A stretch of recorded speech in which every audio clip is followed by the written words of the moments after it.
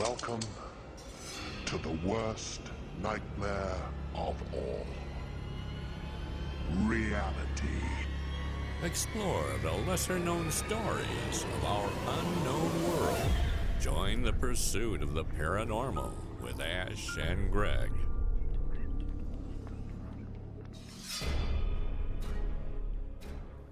Hello, everybody, and welcome back to July's Paranormal Round Table. It is July. I can't believe it. You wouldn't know. It's been raining all day here. All week. Yeah, all of Europe is basking in 40-degree heat. So Burning. it's our Brexit. So not only do Europe hate us, the weather hates us. Anyway, we are joined, as always, by Paramike. Mike Hello. Earl, how are we doing? Not bad stuff. Yeah, very well, thank you. Very well. We've got Michaela from Paranormal or What podcast. Hello. And we have Nat, who is joining us today, who's one of the main people, probably the most important person, UFO identified. And, oh my God, well, I don't even know what I'm thinking now. Also, the voice behind the podcast with Abby. Women of the Dark. Women of the Dark. I couldn't even. My apologies. I couldn't even. And my newest one, Closet of Curiosities. Yeah, the artwork on that is fantastic. It is. Some dodgy geezer did that, I think. So. Wow. But yes, good evening to everyone. How are we all doing? Good. Apart from we agree with you on that. You know, we're getting the rough end of the stick here when everyone else is very hot and warm elsewhere. Yeah, definitely. So we'll start today's episode with Paranormal Burnout. Well, it's on the topic of Europe's on fire. Oh, Ash. I can't believe you. Is that too close to the line? No. That's slick. Especially with your name being Ash. Oh. There we go. And the fact that my Corfu holiday on Sunday is in jeopardy. Oh, no. Oh, jeez. So is Corfu really bad then? I know Rhodes is. Yeah. But wow. Well, fingers crossed for you that it's all good. Yeah. That's all good. So you have to keep us posted on the next episode to tell us whether or not it went ahead. I certainly hope you do. Yeah, I certainly hope you do. Oh, dear. I've never been to Corfu. No, neither have I. I'm hoping to. It's very nice. I've been. Oh, good. Don't brag. I might not get there. So, Paranormal Burnout then. What are your thoughts, Mike? It was something that you raised as a topic issue. Do you care to elaborate a little bit more, and then we'll go around and see what everybody's thoughts are? Yeah, so it's essentially the feeling of the more you see things in terms of the paranormal sphere, community, whatever you want to call it, and the more things come out as fake, or the more you delve into it and see that a lot of stuff within it is fake. And then on top of that, if anyone listening or anyone on the panel has been on a paranormal investigation, which I know most of you have, and as we kind of know, paranormal investigations can be the most boring way to spend an evening. And it's just, does it get to a point where you look at everything online and everything, almost seemingly everything's fake, and then you go and try and investigate for yourself and you get nothing, and you kind of think like, this is getting really tedious. Like, is something I've been thinking about more and more recently due to those circumstances, and starting to think like, is the paranormal, is there anything actually in it? Is there anything real in it, so to speak? And it's one of those weird things to say, because then you'll have a night where something happens and it snaps you right back into being excited about it and being like, oh my God. But yeah, there's long periods of time where I look at everything and go, are we, or am I just kidding myself that what I'm doing is what I may or may not think it is? Thoughts, everyone? Yeah, I would agree with you. And I think in our age of manic social media at the minute, because it's ever so clever and spies on you, the more that you're interested in a particular subject, obviously, the more little bits of that kind of snippets that you get. So a lot comes my way on Facebook and TikTok and things like that of paranormal stuff. But I find myself now, whereas I would have looked and checked out each of those videos and really scrutinized it, now there's so much of it out there, I find myself just flick because I just think I can't be arsed even watching this. It's too much. It's overload, and every Tom, Dick, and Harry seems to be posting about it, and it does get you like that, where you just think, oh, I don't want to sit through and watch any more of this. It's enough, But then there'll be the one little clip that you do watch, and it'll draw you right back in again because there'll be something on that you think, I think there's something in that, or I'd like to dive into that a bit more. But there's so much of it out there on social media and on telly.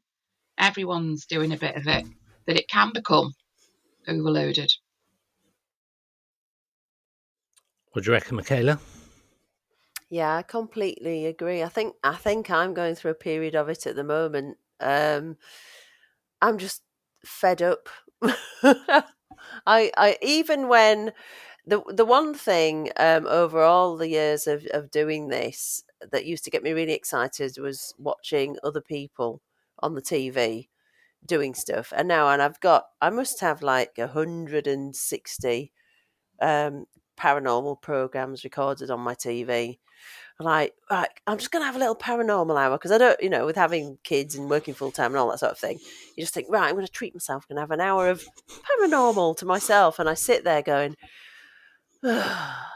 more of the same, seeing that, can't stand him. He really winds me up. And I just I was like, I might watch Gardener's World instead. And then the same as Nat said, going through all my paranormal groups on Facebook. Oh God! Oh, that idiot! Oh God! Can't stand them wittering on again. And then I'll watch YouTube shows that we all know about, and I think they're really starting to annoy me now. And then you go on an investigation, and you go, why am I doing this? I could have been sat at home. And you do get to the point where you just go, have I had enough of this now for a bit? Do I need to leave and come back in 6 months? Because I feel like I'm just being really negative about everything. Everyone's annoying me. Everyone seems fake. Everyone seems out for themselves. Everyone's whinging.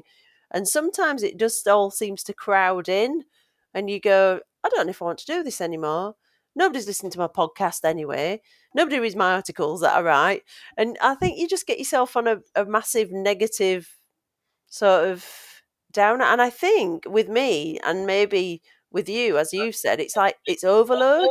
Mm. And you just go, I'm not enjoying this at the moment. I'm not even interested, which I've never found myself, at a point where I thought I'm not interested anymore. And the only thing that perked me up was the idea of popping on here for 20 minutes. I thought, oh yeah, I'd really like to do that. So I just said to my friend, do you mind if I just go and pop into the live feed for 20 minutes? And that's literally the only thing. And I've never been in that situation before. So I think it is overload, really. I think all the shows that you see on telly are so similar. They're all bunches of people hanging out in the middle of the night in a creaky old haunted house with the same bits of equipment, facing down the same stories, and they go to the same places on a lot of the different shows that are out there. So we're not seeing anything fresh or new or any different type of investigations. I mean, ghosts don't just come out at night time.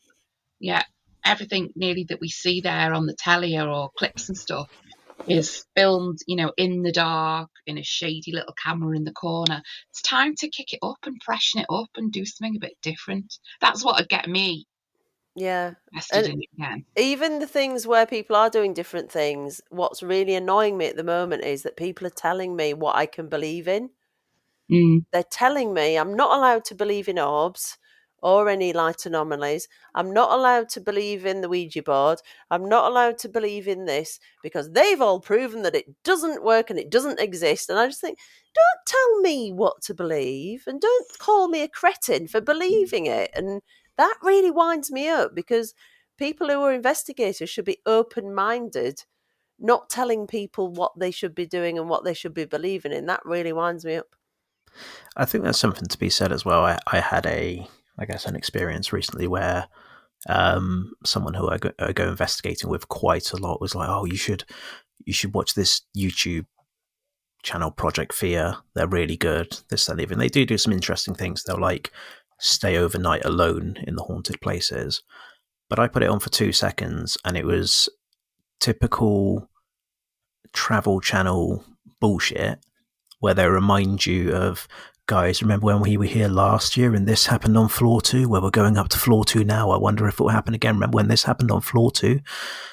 And to the point that one of them got in an elevator, pressed the button, and then when the elevator moved, jumped out of his skin and screamed, going, "Oh my God." And it's like, this is, I'm not sure if they understand how elevators work, but I don't like, it's all dramatized and all fucking built up, and it's all a bunch of people jumping around screaming and stuff like that. And don't get me wrong, I've had some sketchy moments, and that's not necessarily how I react, and I can imagine that some people do react like that. But over everything, it's like, come on, man. And I think that's what spoils it again for me as well. The fact that it's, because it's kind of fucking boring, it gets over dramatized a lot to try and make it interesting. And I think that ruins quite a lot of it. Yeah, I think for me, like sometimes when you're watching some of the shows, and obviously, I mean, I've been in places where I've felt scared and maybe reacted differently to how I thought I would react. But you watch the shows and asking for a certain thing to happen, and then it happens, and then you run out screaming. It's like, you were asking for this to happen, so why are you now running away from? Like, you've done what you're there to do. Why are you now screaming and running away from the camera and doing all this drama? Like you say, just like, that's what you were there for. Why? Like, you asked for it to knock or make a noise, and it's just made the noise or moved. Now you're running off scared. It's like, it doesn't make sense. And not to hark on about it again, because I've spoken about it enough. But when we went to the Stoke Museum, and Patsy said, "If that's you upstairs, can you do it again, please?" And there was that almighty knock, and we quickly found out of the fight, flight, or freeze. We were both freezers because we both shit our pants and sat there going, "What the fuck was that?" Yeah, it was fucking scary. But you're right, neither of us like jumped out of our skin and went, "Oh my God," or ran out or whatever, because it's like, that's what you're here for. Yeah, and I always want to go, talk to them. They've just communicated with you. Don't go, "What the hell was that?" It's like, that's the person or whatever it was that you just asked for. Now carry on the communication. And nobody does. It drives me insane. It's like, carry on. We want to see how it turns out. Do they get back in touch again, or does something happen? But nobody's going to know when everyone's either, as you say, running out of the room or going, "What the hell was that?" It's like, that was the thing that you asked for. And I'm not trying to sound like a knob saying this, and admittedly there are certain teams that are pushing the boundaries, but it's almost as if the vast majority of paranormal investigators are doing the same thing and either faking results or not getting much results. So maybe it's time to start rethinking some things, or actually properly trying different things. What they are, I don't know, and I can't tell you, but I think the thing is that a lot of the experiments that are done are not new experiments. No. Everything's the same. I know you got technology, and we've like you do the Estes method, which is a great experiment, but there's nothing really groundbreaking in a lot of the activity. I know, like with Ouija boards, that is something that's been around for some time, and it clearly gets some results, whether people believe that or not. But yeah, I think that it's the same old thing that happens. I think one of the other issues is that there are other communities under the paranormal umbrella, so like UAP stuff, that is almost daily now something new is happening, and not just something new, but something groundbreaking. Like tomorrow, it's being discussed, congressional open hearings with 3, depends what you think of them, top witnesses that are going to be swearing on oath that what they're saying is truth. And I know we've discussed it before, and I can never see that that the paranormal community is going to be taken as seriously. I say seriously, but the investment publicly by governments in the paranormal. There's clearly behind the scenes stuff that they do, because remote viewing was stuff that's been done by the CIA. There has been, well, you've got the hitchhiker effect from Skinwalker Ranch, that some of the secret projects discuss, and the fact that orbs there, weirdly, and creatures coming out of portals, and poltergeist activity, particularly at Skinwalker, but other places. But it doesn't quite get the groundbreaking attention that the UFO community does. Probably because it's non-tangible. There's been no sort of physical evidence that you would necessarily stand up in court. I know there hasn't necessarily been with UFOs, but you've got like the Tic Tac video and the gimbal and Go Fast videos where Navy pilots have caught stuff on camera. And it's quite hard to knock that. But there's been no high profile videos come out of the paranormal. It's always stuff that's in the Sun or the sport, and historically has been. I know it's slightly changing now, but the community is full of batshit crazy people, to be fair. And when you try and have a rational conversation with them about evidence that they're putting up on Facebook pages, and you get told you're sort of, if you don't like it, just scroll past. It's like, it's not the fact I don't like it, it's the fact that it's clearly something that's not paranormal being passed off as something that's paranormal, which stops the credibility. I mean, it's the same in the UFO world. There's loads of fake stuff there, but it's very toxic in the paranormal world on Facebook. You don't like it and you get booted from a group. Simple as that. And that's no real way to forward the sort of position of the paranormal, in my mind. So I feel the same way. There is paranormal burnout. It's so much on TV and YouTube. Everybody wants a piece of it. It's very clickbaity in terms of TV programs, because not much happens all the time. Something has to happen in a TV program, pretty much, for a mainstream network to take it. Because you wouldn't want 6 episodes of 6 different locations with no evidence at all, because that would be boring, pretty dull. But we've been fortunate enough, me and Ash, to speak to Keith Linder, who Mike put me in touch with, about Bothell Hell House. Bothell Hell House, and they had Ghost Adventures there with Zach Baggins and his crew. And he told us his version of what happened in the episode. They were like there for a matter of a few hours, then left and basically said nothing happened paranormal there. Like with what Nat said, like, because most of Keith's stuff happened in the daytime, but then Ghost Adventures went there at night. Yep. For like 3 hours, whereas most stuff happened to him like in the daytime and over a long period of time. And they went at night for a few hours, nothing happens. They were like, "Yeah, this is bullshit. Nothing happens at this house." It's like, well, come like for longer and in the daytime when the stuff happens. There's also more to it than that as well. Like the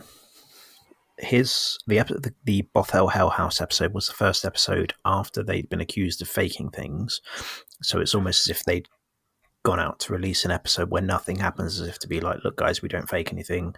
You're right, they were there for about 4 hours, and immediately I think Zach Baggins didn't like Keith's girlfriend at the time. No, he didn't. He And didn't. It comes that quite evident on the episode as well. I've not actually seen it, but Oh, apparently sis. that was another thing. And from reading Keith's book and other books about poltergeists, and this might sound like a cop out, but they are notoriously hard to capture on video, to the point that they apparently won't do anything when there's a camera around because they're smart enough to know it's around. Yeah, awkward. And that's the entirety. That's the entirety of what a poltergeist is, right? Awkward.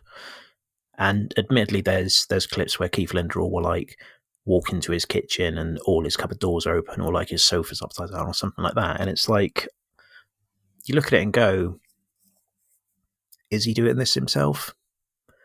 But then what sort of sane, rational person would just go to that depth of trash in their own house just to go, oh, look, I've got a poltergeist? Because he's written some books about it, but I'm not sure how. It's not like he's a super known person in the paranormal community, right? So it's not like an infamy thing. It's weird, very weird. He's a really nice guy. We spoke to him at length, a couple of hours, and he's an interesting guy, and he's very unassuming, and he's I can't remember what his job is exactly. It's something to do with computers. Like he works for Microsoft, and he's certified. And this isn't a basis of anyone's character, but from that, generally speaking, people who do those jobs are pretty logical because it's dealing with computers and the way computers work all day. So you'd think that, and I mean, this is the subject of his third book, where he's trying to apply quantum physics to how a poltergeist operates. And again, it's that logic of looking at something and going, well, how can I potentially explain that phenomena happening? And not necessarily what's causing it, but how it could happen. And that's when we get into the levitating water droplets and stuff like that. Yeah, because there's mad stuff that can happen with sound, for definite, with water droplets, paint, all sorts of stuff. There's some great videos. But it does come to a point that it's always the same things with the shows. I don't know how you feel about that as well, Nat. Like you mentioned, they're going to the same places, they do the same experiments as everybody else. Everybody does the same experiments.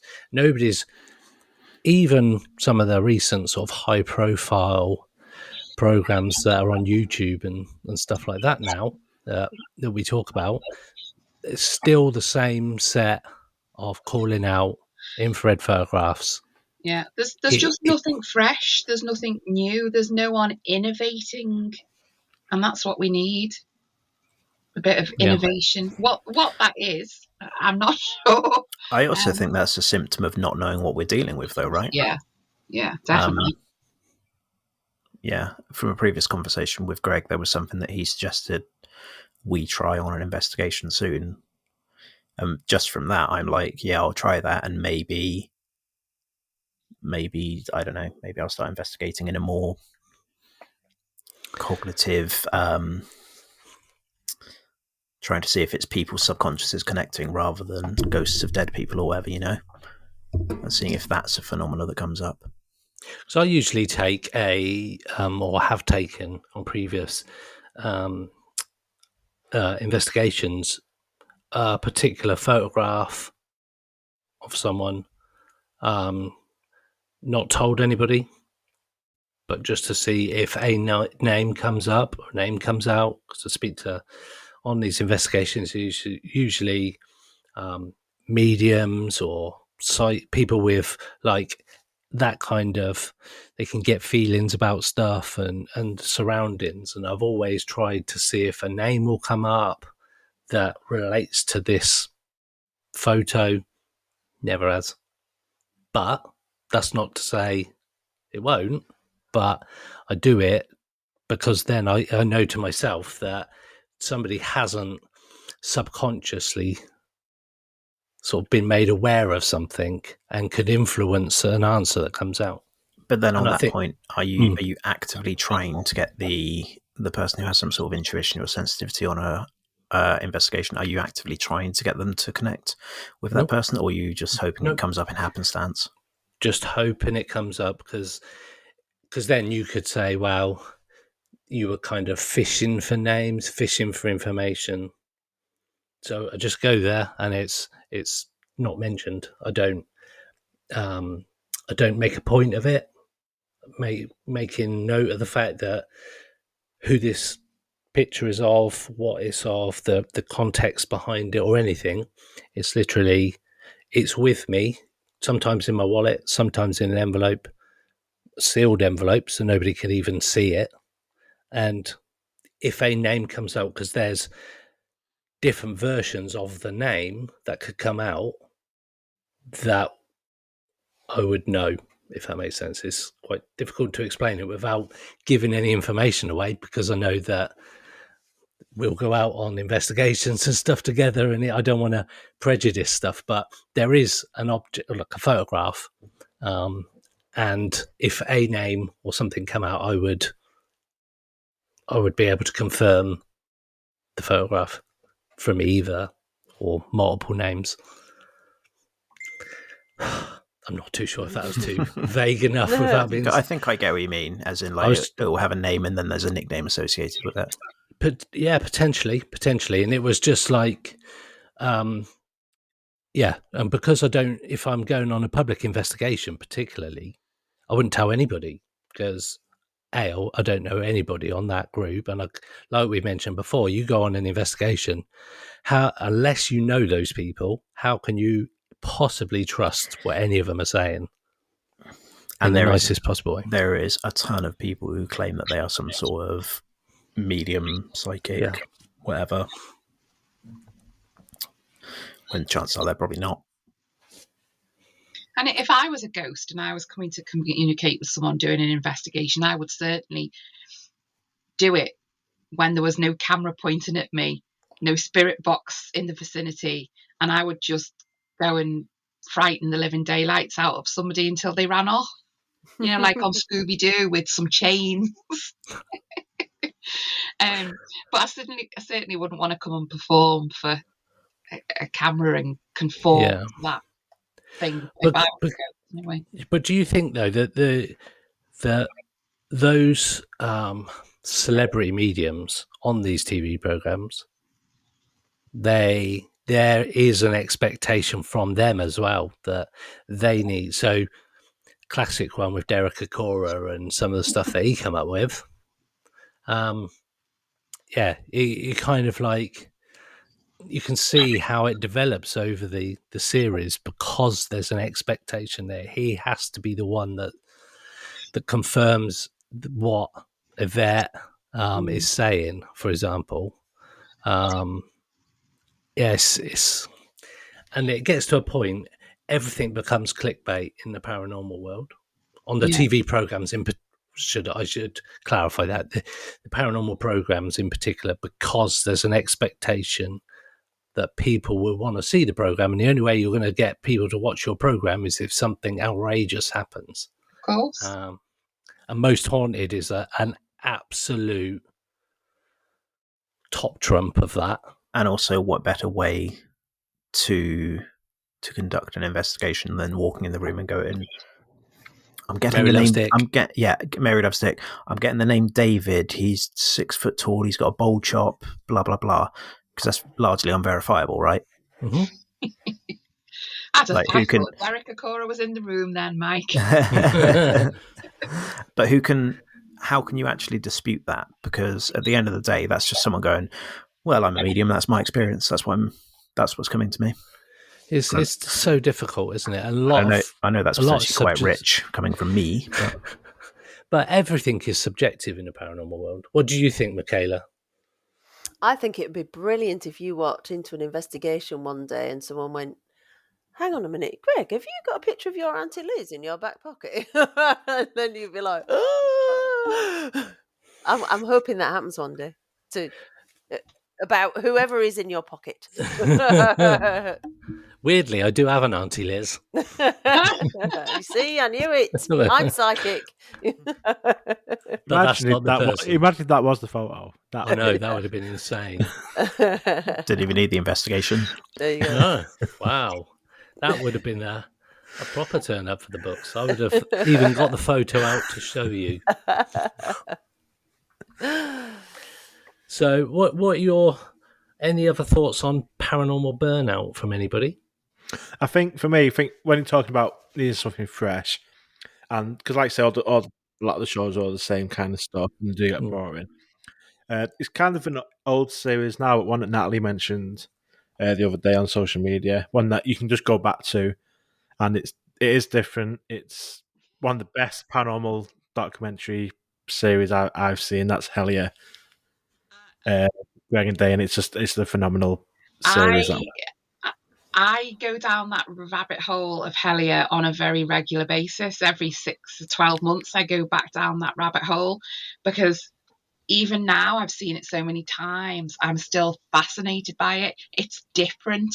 The way it starts as one thing and morphs its way into 101 different other things. Just the way it's filmed,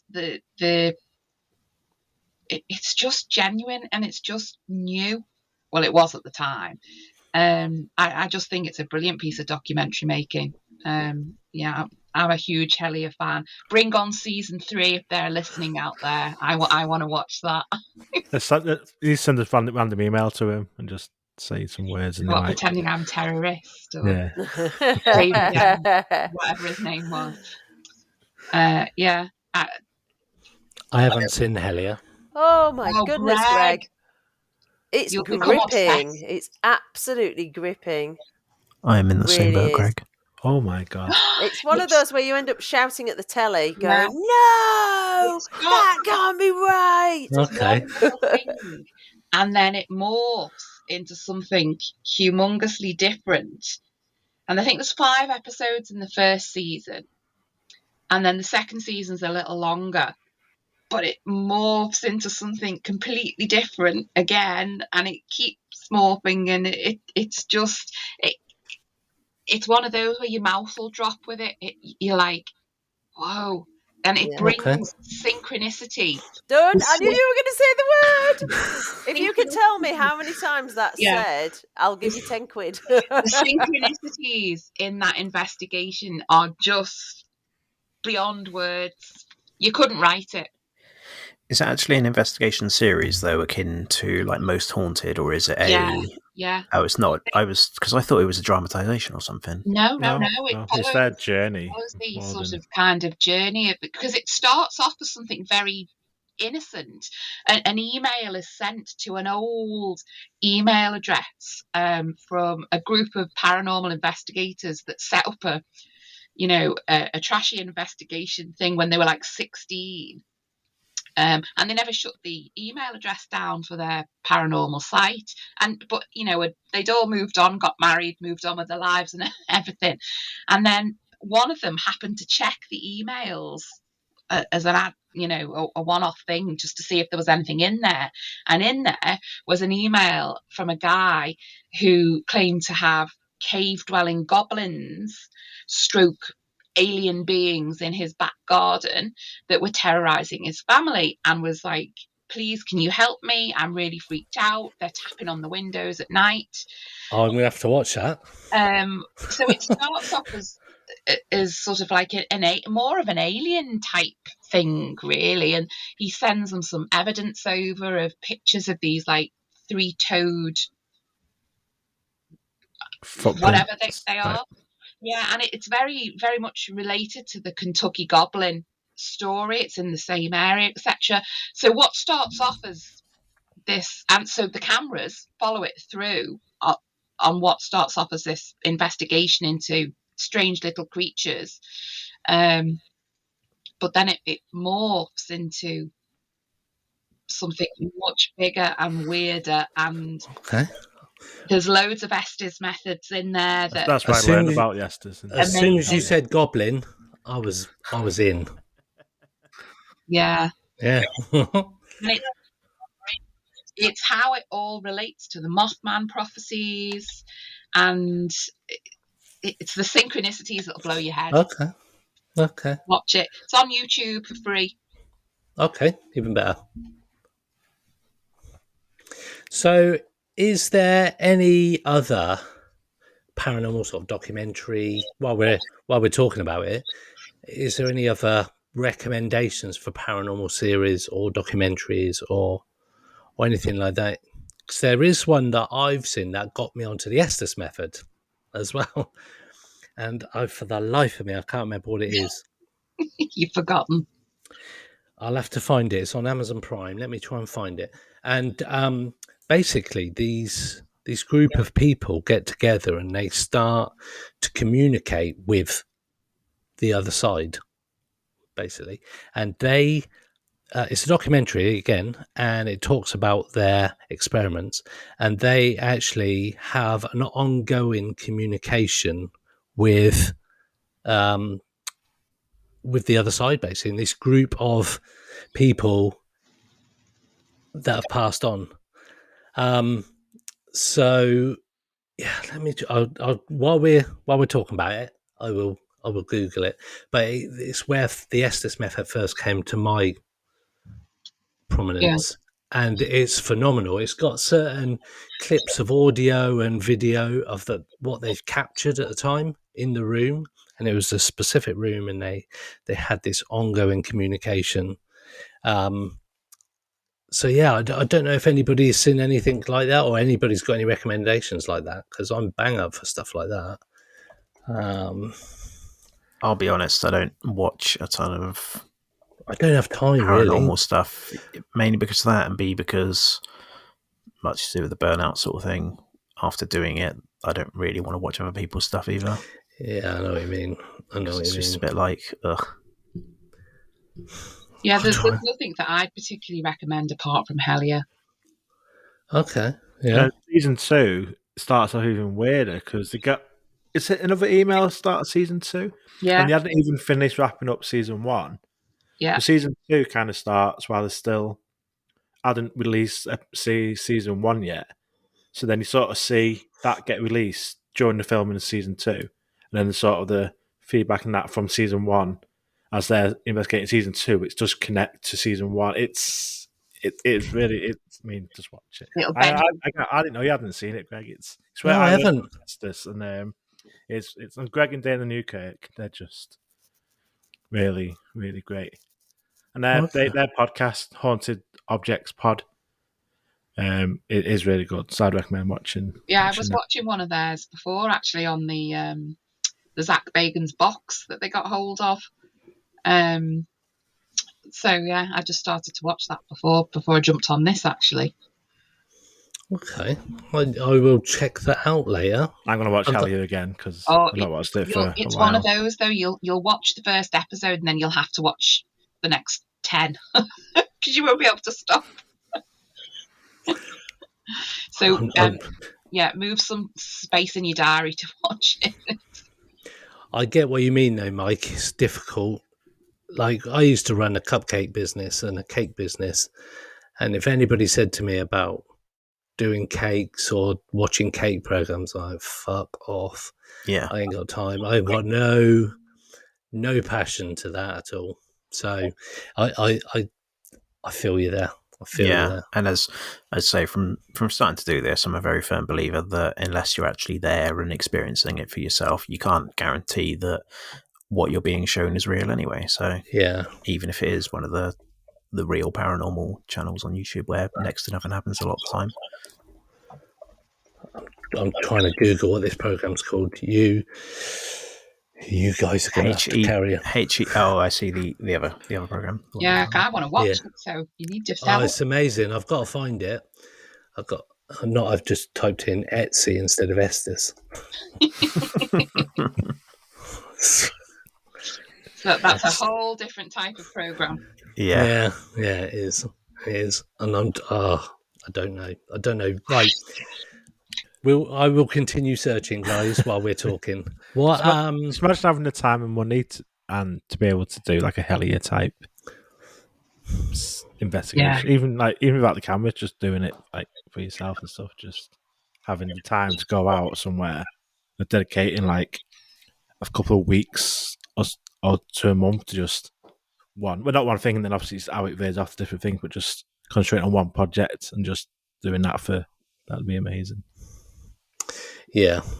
So it's like all of these. It would just be great to just literally down tools and just spend your time doing it, wouldn't it? It We would.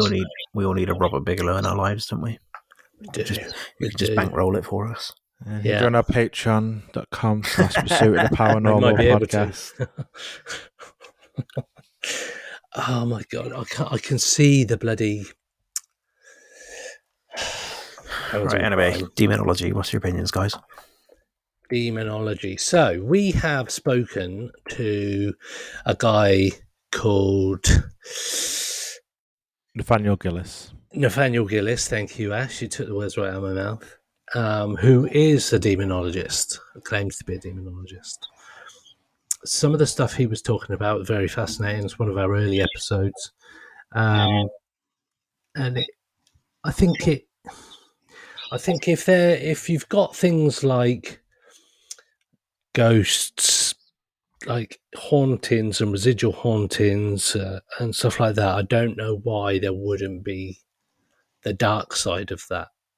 I know you've got the Ouija board and people saying that you don't know what you're inviting in, you might get a demon or whatever. But I do think that there must be a dark and a light, as there is in human life. There's always nice people, horrible people, that kind of thing. So it stands to reason for me that this demon, fallen angels, some of them call them, weirdly, he linked these fallen angels and demons to the grey aliens and saying that these grey aliens are actually demons. And that's why they're like pictures of them are in historical images and such like that. There's almost an alien quality to some of these things. So that was quite an interesting take from him. So I think, yeah, demonology, and a horror movie is not a horror movie without some kind of demon in it. So I know Hollywood fantasizes it a bit, but I can't see any reason why it wouldn't be this dark side. What do you think? Do you think demons are a dark side? Do you think they're bad? Who do you mean exactly? I Yeah, do. go on that. The first haunted place that I kind of became aware of ghosts per se, which got me into the paranormal side of things, there was definitely different types of spirits there that I interacted with. Some were mischievous type that you would guess, I say, poltergeisty in nature, but there was areas in that place and times that things made my skin crawl, that there was definitely something there that was not good. Whether you call that a demon, I don't know, but certainly an energy or a spirit that was negative, not positive. And I had interactions with those particular beings, and they weren't positive interactions. There was a very sulfur smell associated with that. There was it just made the hair stand up on your arms, that you knew within you that something wasn't right there in that particular place and time. I don't have a name for what it is, whether you would call it a poltergeist and a demon in terms of the activity there, but they were distinct. They were distinctly different, good and bad. You would describe it in a very loose sense of the term. And when we actually got the church involved, because things got so bad in this particular building at the time, to come and help with some of the paranormal stuff that was going on there, because it just blew my head and I didn't know what to do. The lady from the Catholic Church who came in was able to pinpoint exactly where those dark entities, as she referred to them, were, without being prompted by anyone. And that's really what got me into this and started my fascination with it, that the fact that she could pinpoint that without having to be told, because she picked up on those strange dark energies. There was something not right there. There was something unnatural. And funnily enough, the lady from the church who came in said that actually it was a member of my staff that she believed had been using Ouija boards in that building that had opened up some sort of way for the bad spirits to come into the place. And she was very clear on her opinion around that, which I just was fascinated with, really. So do I believe there is the dark side to that? Definitely, because I have felt it and experienced it. I don't like to label it with is it an angel, is it a demon? Because I don't really know. I just know that there's a good and there's a bad feeling that you can get with it, and I've experienced both. That's the way I look at it. But I wasn't very impressed with the Pope's Exorcist, the new film with Russell Crowe in.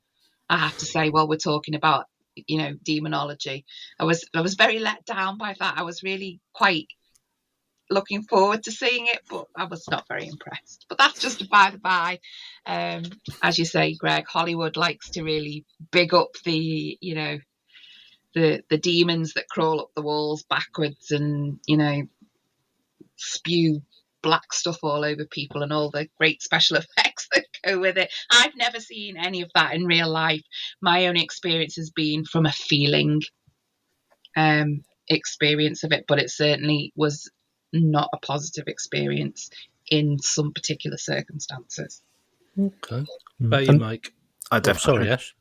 Sorry, yeah. I was just going to say, like, obviously you mentioned the Catholic Church there, and there is always that connection with demons and religion, whatever religion is. It's something that's kind of a part of all religions. To contact Ash, I was a young manager in a place that had things that were moving around and banging and clanging and very strange things floating towards me that I was seeing for the first time in my life as in my early 20s, and I didn't know what to do. And I'm guessing the only reason why I contacted the Catholic Church, I mean, I'm not religious at all, it is through what you see on the telly and films and stuff, because you expect, them to come and fix it for you, and actually they did.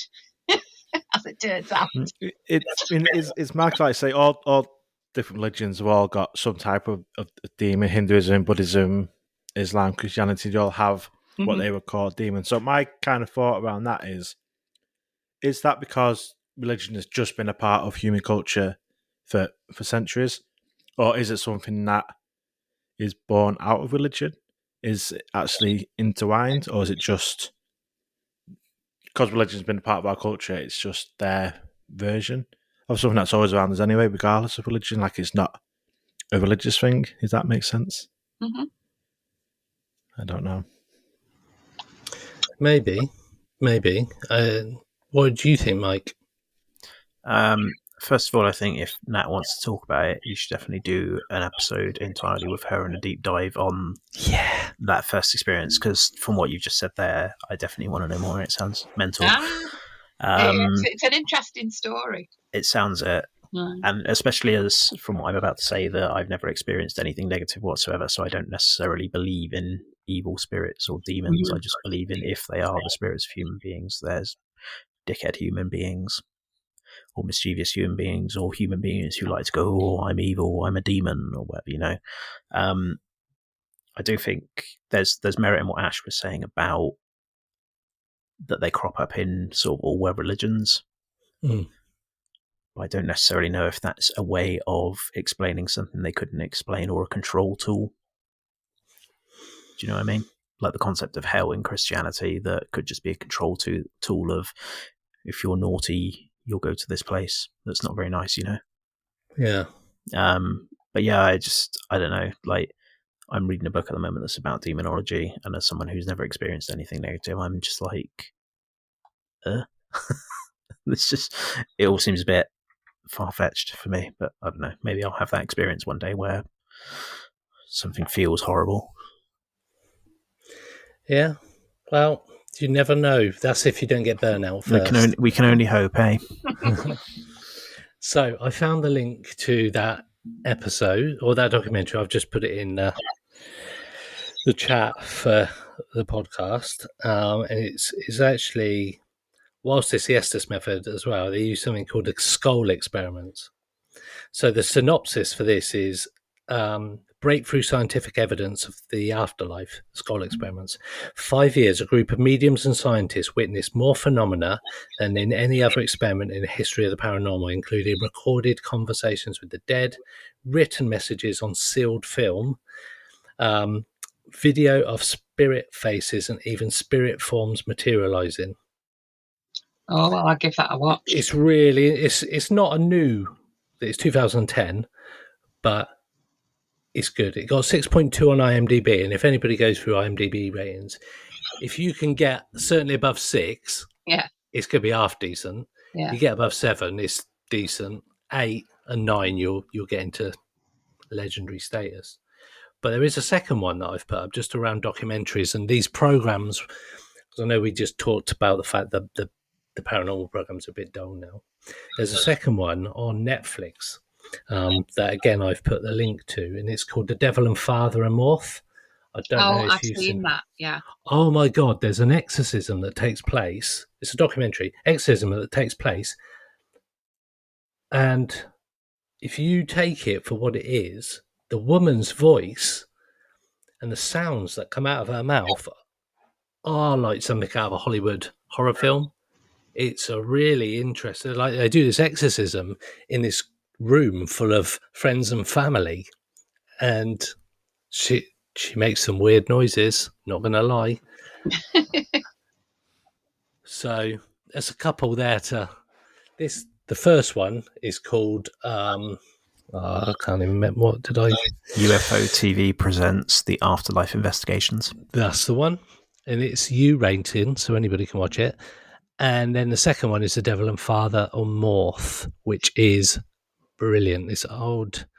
Father Gabriel Amorth performs his 9th exorcism on an Italian woman. It is in Italian with subtitles, so Yeah. you have to go with that, but you don't need subtitles for what she says. Tying that conversation back into demonology that we were just talking about, it also, this is my skeptical brain looking at things, but it also baffles me when I see interviews with exorcists from the Catholic Church and they're like, oh, demons definitely exist. Can you hear me? I don't know. Apparently Greg can't hear me, but I'll carry on anyway. I can hear you.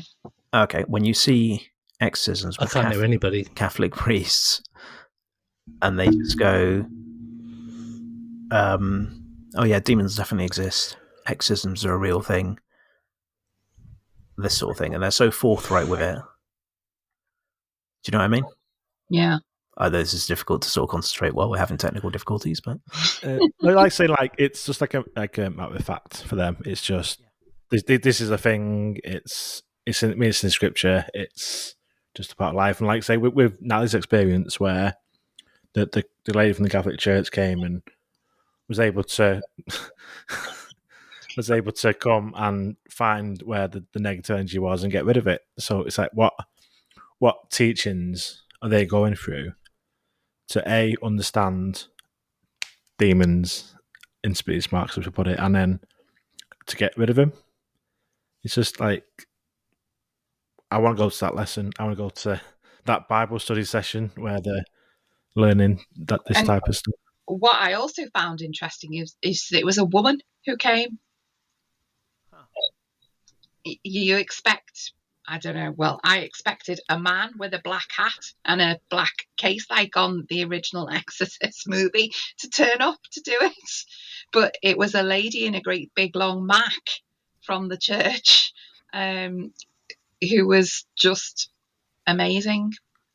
If I hadn't have experienced it myself, I would never have believed it, because she pinpointed everything with precision and accuracy and told me exactly what had gone on and what, have you seen this? Have you seen that? Have you seen the other?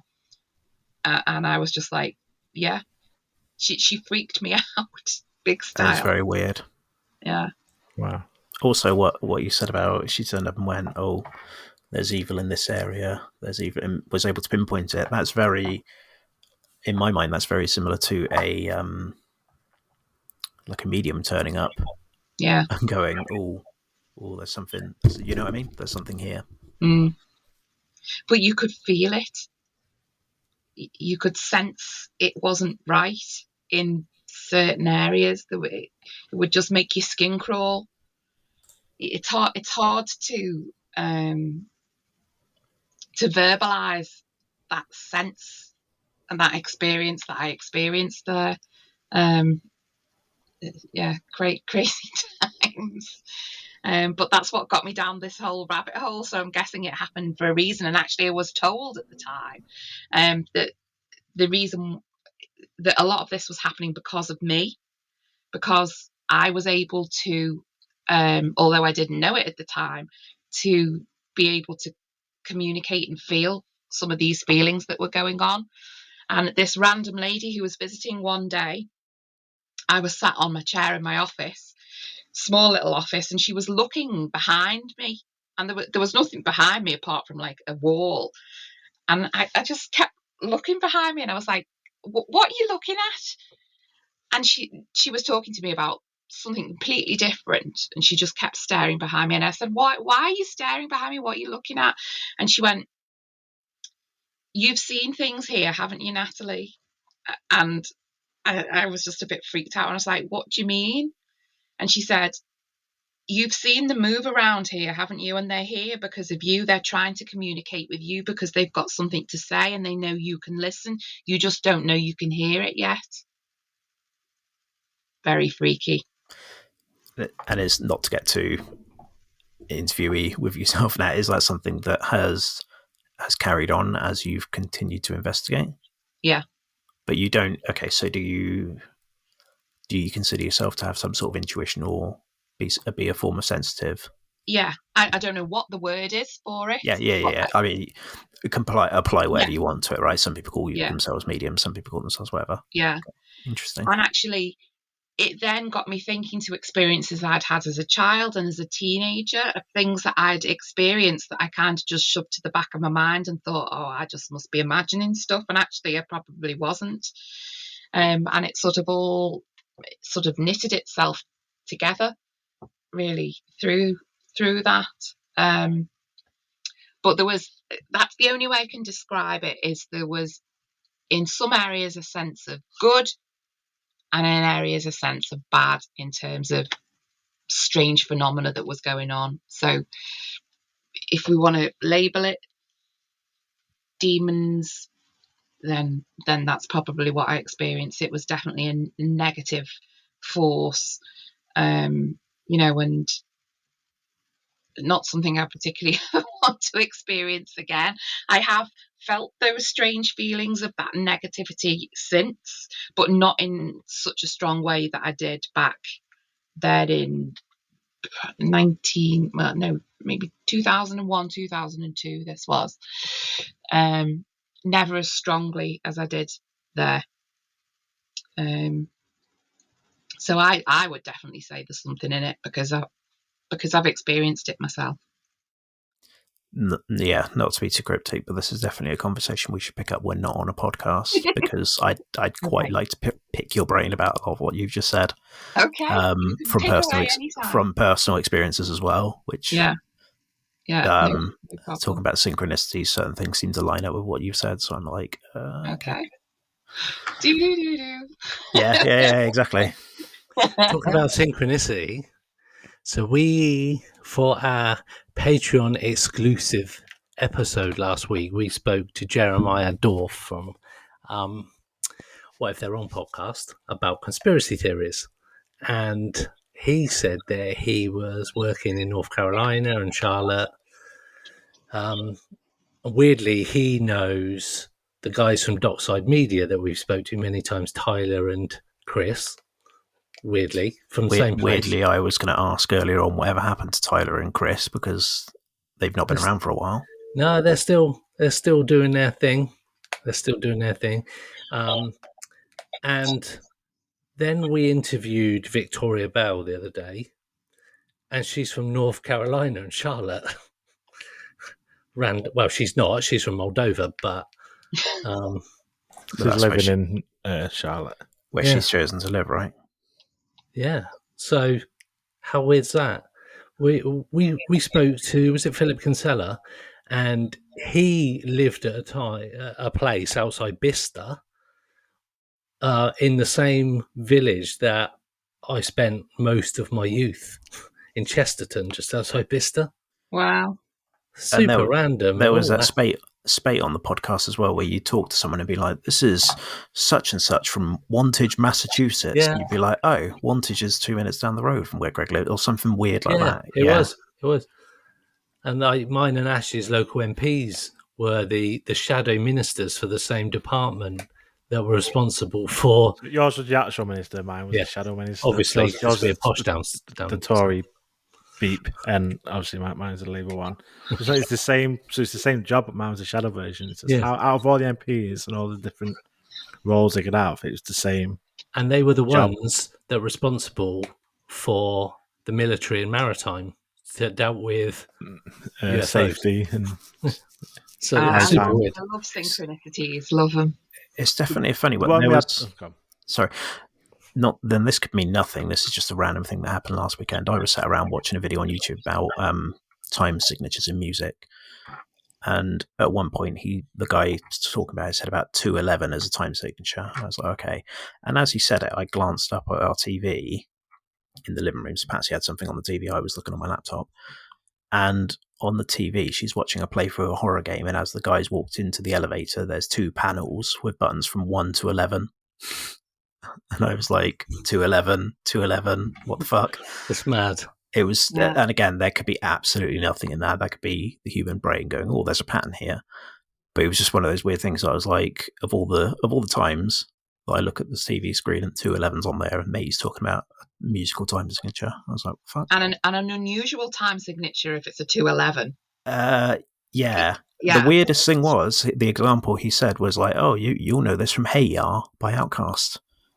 And it wasn't until he explained it that I was like, what the fuck? Because it's like, not to bore you all with musical time signatures, it was like 2 4/4s. Yeah. And then half of a bar again. Oh, and I'm going to go and listen to that when now. he explained it, I was like, oh my God, that's so weird. Yeah. I've never thought about it that way. Up to that point, he's like, this is 4/4, this is 5/4, and 5/4 sounds a bit funky. And then he's like, and this is 2:11, and you'll know it from Hellier. And I was like, huh? That's mad. I don't think I've ever played a piece of music in 2:11 ever. No, it's super uncommon, right? Sorry to digress, guys. I have no idea what you're talking about. Good to see that Nat's a music nerd as well, though. Yeah, I'm a musician. Just on the topics of synchronicity, and why you mentioned Jeremiah Dorf as well, when we were recording that Patreon-only episode, patreon.com/Pursuit Paranormal Podcast. Sorry. We were talking about the moon hoax conspiracies, and we're talking about obviously Apollo 11 going to the moon. And we recorded it, and we did talk about this on the podcast last week, but just because that's when we found out about it. But this was day Law 3. It wasn't planned. It was just, let's talk about this conspiracy, because we had different ones we want to talk about. We had about 3 or 5 or 6 we want to talk about. We only ended up doing one because we sort of went that deep onto it, which was the moon landings. Recorded that on the Sunday. And then I was just later on, I was just thinking, it's around this time we went to the moon, like it was the anniversary, mid of July, and it was the day Apollo 11 took off. Was that exact day that we were recording an episode about it all being a hoax? Like what?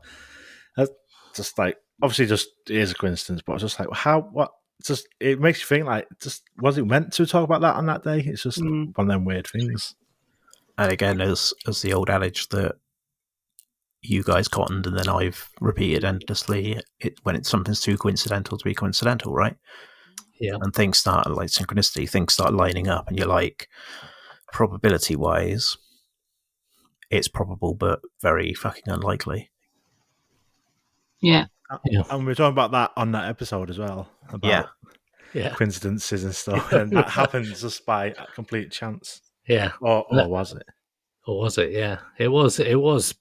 Literally, Ash messaged me and it's like, did you do that on purpose? I was like, I have no idea what you're talking about. I didn't even realise. Mad. Yeah, crazy. Cool. Well, I think, isn't Brigade anything else they want to discuss? There is one. Someone's got his hand up. One large thing before we wrap up.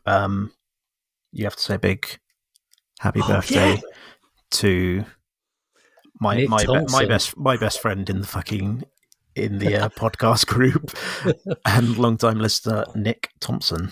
Yes. Happy birthday, Nick. Happy birthday, Nick. Happy birthday. Happy birthday, buddy. Not entirely sure how old you are. So, Greg's really bad at ages. Yeah. As we found out earlier. Before recording. coincidentally, we were talking about birthdays. Oh, it was around... yeah. So, yeah, I may put you about 20 years older than you are. But I think, Nick, you're about my age. So that puts you somewhere between 35 and... He's younger than that. Is he? I think so. Let us know, Nick. Let us know, Nick, if you've managed to get this far. Cool. So is there anything else that we want to cover off before we say goodbye for now? Sorry, I missed a few. For anybody, I missed a few minutes of that because my headphones went awry, so I went silent. But yeah, I'd just like to thank you both and Michaela, who left us a little bit earlier, for coming on yet again and speaking with us and getting your thoughts out on the paranormal and the state of the paranormal and whatnot. It is always a good chat, and it's good to just air some frustration sometimes, because it does feel like there's a lot of times in the paranormal world that we're waiting for that something big to happen, and it never really comes. And like you say, but then something will come and you just get sucked back into it, and the interest is there again. But I get you about the burnout. The struggle's real. So, True. but yeah, thank you very much for joining us, and we will speak to you guys next month. Nice one. Cheers, guys. Thank you very much. Bye. Pursuit of the Paranormal with Ash and Greg.